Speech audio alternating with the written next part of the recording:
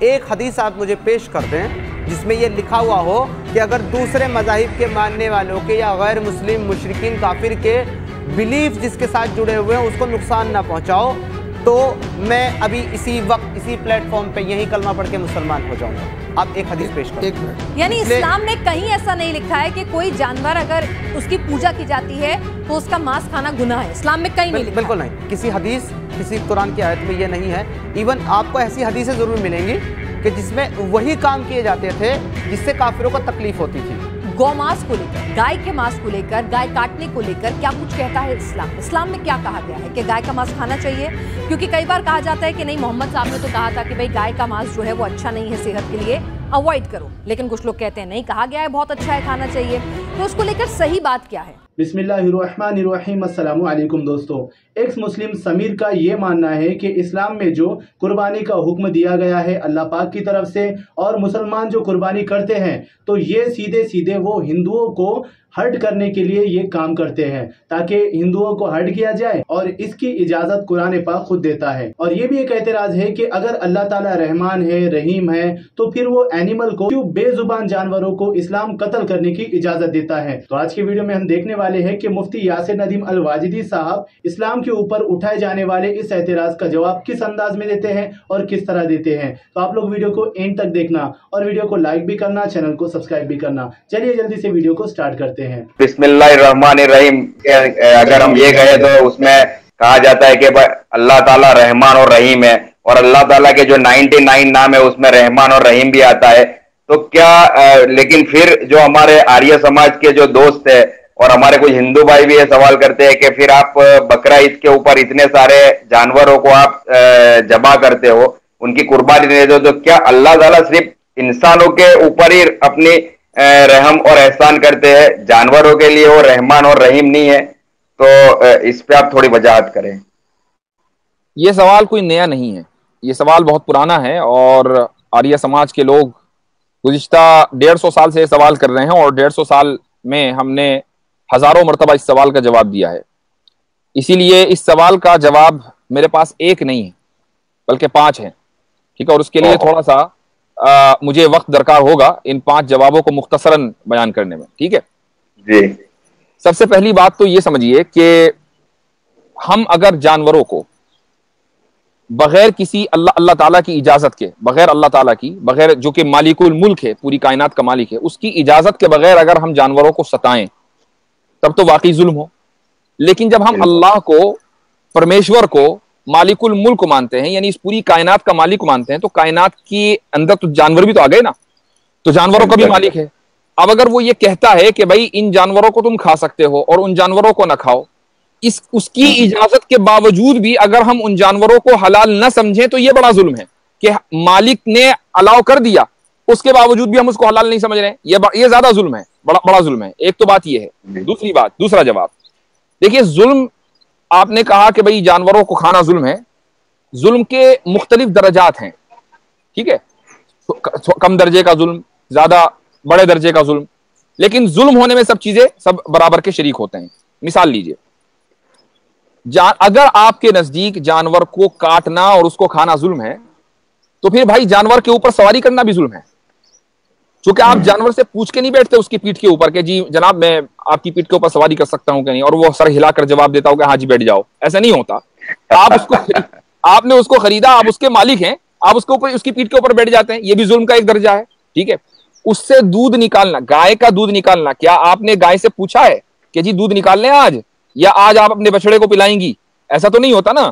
آپ صرف اس لیے کہ میری ملکیت میں یہ گائے ہے اس لیے میں اس کا دودھ نکالوں گا، محض اس وجہ سے آپ اس کا دودھ نکال لیتے ہیں، یہ بھی ایک ظلم ہے، چونکہ جو چیز اس نے یعنی میں آپ سے کوئی چیز آپ کی اجازت کے بغیر لے لوں تو کیا یہ نہیں کہا جائے گا کہ میں نے آپ کے اوپر ظلم کیا؟ اور آپ جو ہے گائے کا دودھ اس کی اجازت کے بغیر لے رہے ہیں، یہ بھی ظلم کا ایک درجہ ہے۔ تو ایسے ہی اگر گوشت کھانا یا کسی جانور کو حلال کرنا، ذبح کرنا اگر یہ ظلم ہے تو یہ بھی سارے ظلم ہیں، چونکہ یہ بغیر اجازت کے آپ جانور کی اجازت کے بغیر کرتے ہیں۔ ظلم ہونے میں سب شریک ہیں۔ آپ یہ کہہ سکتے ہیں کہ ایک چھوٹا ظلم ہے، ایک بڑا ظلم ہے، لیکن اگر آپ چھوٹے ظلم کو جائز قرار سمجھتے ہیں اور اس کو مناسب سمجھتے ہیں تو پھر بڑا ظلم جو ہے اس کو بھی جائز سمجھیے، ٹھیک ہے؟ آگے چلیے۔ مثال کے طور پر تیسرا جو جواب ہے وہ یہ ہے کہ ہم بہت آسانی کے ساتھ اس بات کو نارمل سمجھتے ہیں کہ جانور کی پیٹھ کے اوپر ہم سوار ہوں، لیکن جب ہم جانور کے اوپر سوار ہوتے ہیں نا تو جانور کا جو جسم ہے وہ ہمارے جسم کی سواری بنتا ہے، ٹھیک ہے؟ لیکن اگر ہم اسی جانور کو مثلا حلال کریں، ذبح کریں اور اس کو کھا لیں، اب جو اس کا گوشت ہے وہ ہماری روح کی سواری بنتا ہے، ٹھیک ہے؟ جب تک کہ ہم نے اس کو نہیں کھایا وہ ہمارے جسم کی سواری ہے، جب ہم نے اس کو کھا لیا اب وہ ہمارے روح کی سواری ہے۔ جسم اور روح کے درمیان اگر آپ کمپیریزن کریں نا تو روح جو ہے وہ ہمیشہ اعلیٰ اور یعنی بلند چیز، ہاں وہ زیادہ پوتر، اس کو سٹل کہتے ہیں، وہ لطیف ہے، اور جو جسم ہے وہ ایک ادنا درجے کا ہے۔ یہی وجہ ہے کہ روح جلدی گندگی قبول نہیں کرتی، لیکن جسم جو ہے روزانہ گندا ہوتا ہے، اور اگر روح گندی ہوتی ہے تو وہ جسم کے گندا ہونے کی وجہ سے گندی ہوتی ہے۔ تو یہ چیز جانور کے لیے بھی شرف اور اس کی عزت کا باعث ہے کہ وہ پوتر چیز کی سواری بنے، نہ کہ وہ اس چیز کی کہ جس جسم کے اوپر گندگی دن رات لگی رہتی ہے، ٹھیک ہے؟ یہ آپ کا تیسرا جواب ہوا۔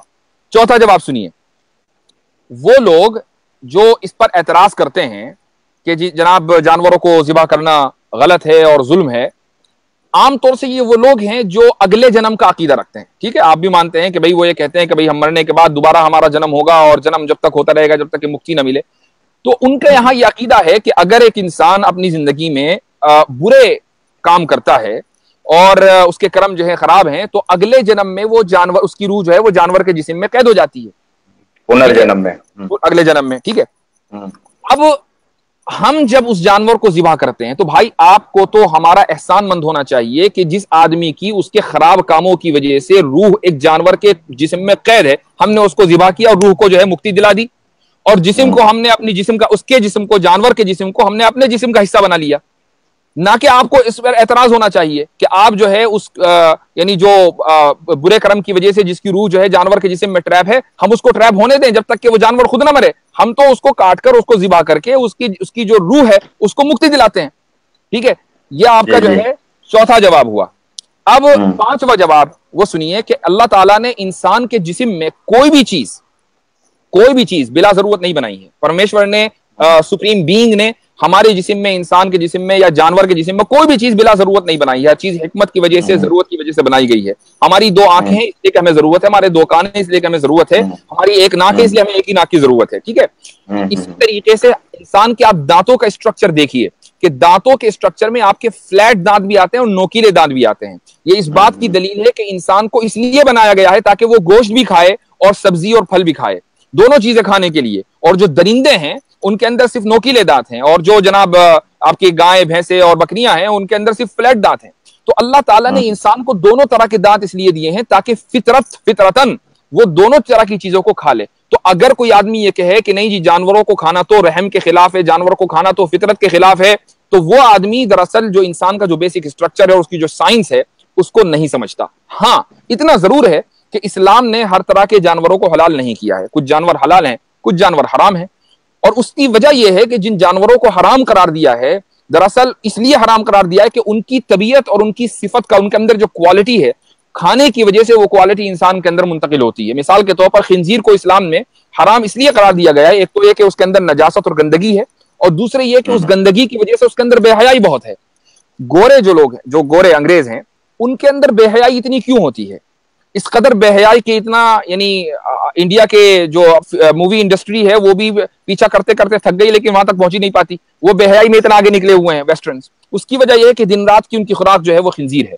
اس بے حیائی کی وجہ سے انسان کے اندر بے حیائی آتی ہے، اس لیے اسلام نے سور کو، خنزیر کو مسلمانوں کے لیے جائز قرار نہیں دیا۔ اسی طریقے سے جو درندے ہیں ان کو جائز اس لیے قرار نہیں دیا چونکہ درندوں کے اندر جو صفت ہے وہ ہے بد اخلاقی اور خود غرضی۔ اگر درندے کو بھوک لگے گی تو وہ سامنے والے کو مارنے میں 2 منٹ نہیں لگائے گا، سامنے والے جانور کو، اس کو صرف بھوک لگنے کی دیر ہے، وہ خود غرض ہے۔ اس لیے درندوں کو اور خنزیر کو اسلام میں انسان کے لیے جائز قرار نہیں دیا گیا ہے۔ ہاں جن جانوروں کے اندر ایسی صفات نہیں ہیں ان جانوروں کو حلال قرار دیا گیا ہے۔ یہ ایک بنیادی سی کانسیپٹ ہے اسلام کا، اگر اس کانسیپٹ کو آپ سمجھ لیں گے تو کوئی اعتراض نہیں ہوگا، کوئی آدمی اعتراض نہیں کرے گا کہ اللہ تعالیٰ نے جانوروں کو حلال کر کے ان کے اوپر تو رحم نہیں کیا، بلکہ ان کے اوپر رحم کیا ہے اسی لیے حلال کیا ہے۔ दोस्तों जाने से पहले आप लोगों की कीमती राय मुझे कमेंट सेक्शन में जरूर बताइए और वीडियो को लाइक भी कीजिए, चैनल को सब्सक्राइब भी कीजिए और इसे अपने दोस्तों के साथ शेयर भी कीजिए ताकि इस्लाम पर उठाए गए इस एतराज का जवाब सभी मुसलमानों को पता चल सके। तो आज की वीडियो में बस इतना ही, मिलते हैं अगले वीडियो में, तब तक के लिए अल्लाह हाफिज।